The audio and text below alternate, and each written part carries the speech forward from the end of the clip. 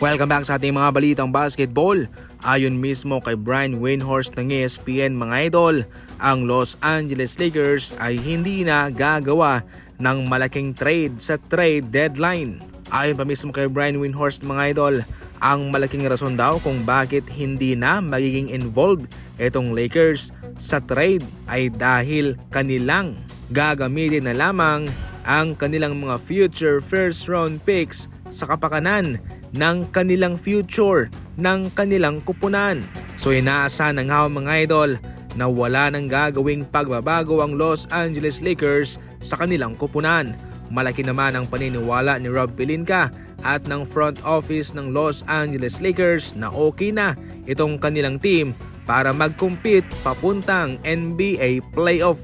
Bago ang balitang ito, kinumpirma naman ni Shams ng ESPN na bigo ang Lakers na makuha itong si Walker Kessler galing sa Utah Jazz. Kaya sa ngayon mga idol, magfo-focus na lamang sila sa kanilang kupunan.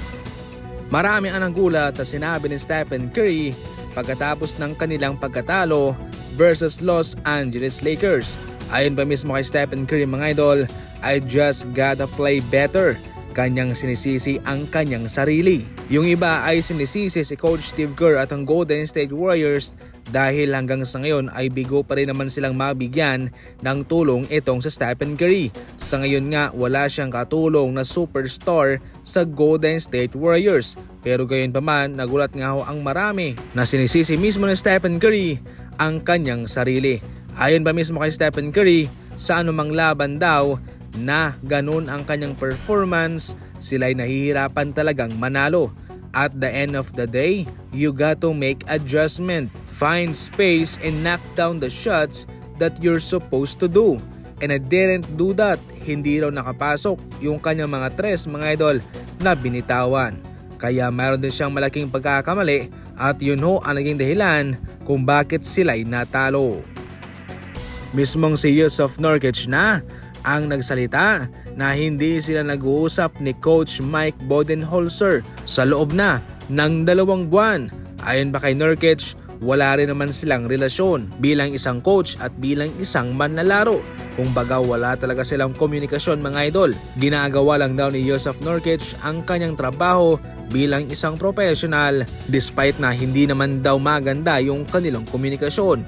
Wala silang sama sa loob mga idol sa isa't isa pero ganun lang talaga. As of now, hindi pa rin na-trade ng Phoenix Suns itong si Jusuf Nurkic dahil wala rin namang interesadong team ang gustong makuha siya sapagkat mayroon nga siyang maibubuga sa opensa pero hindi naman siya ganoon ka-effective sa depensa. At sumasabay pa mga idol sa mga dahilan kung bakit mababa lamang ang kanyang trade value ay dahil siya ay ibinangko ng Phoenix Suns at dahil din sa laki ng kanyang kontrata. Sa madaling salita, malaki ang kanyang value mga idol para sa Phoenix Suns at hindi naman gustong sumugal ng kupunan na mag-trade para sa kanya na yun lang ang kanilang makukuha.